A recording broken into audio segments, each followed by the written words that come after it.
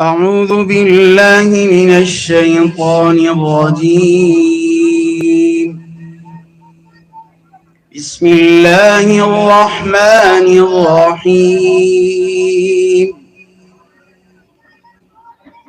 وتركنا بعضهم يومئذ يموج في بعض ونفخ في الصور فجمعناهم جمعا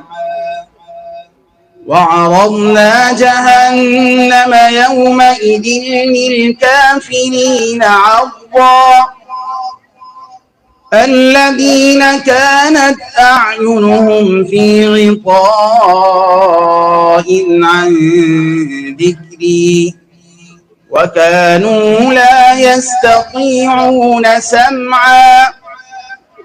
أفحسب الذين كفروا أن يتخذوا عبادي من دوني أولياء إنا أعتدنا جهنم للكافرين نزلا قل هل ننبئكم بالأخسرين أعمالا الذين ضل سعيهم في الحياة الدنيا وهم يحسبون أنهم يحسنون صنعا أولئك الذين كفروا بآيات ربهم ولقائه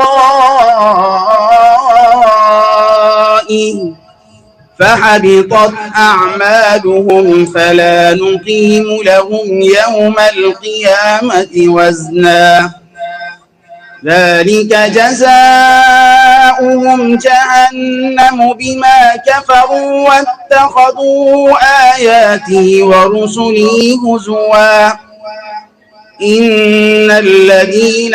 آمنوا وعملوا الصالحات كانت لهم جنات الفردوس نزلا خالدين فيها لا يبغون عنها حولا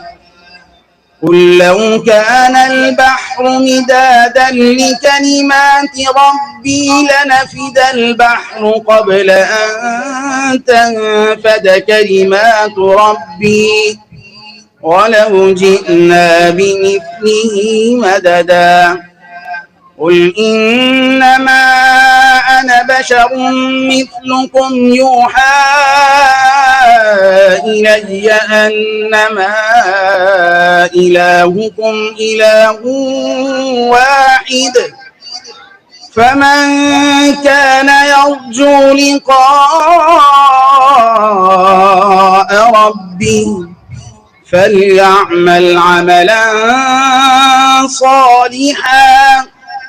ولا يشرك بعبادة ربه أحدا صدق الله العظيم.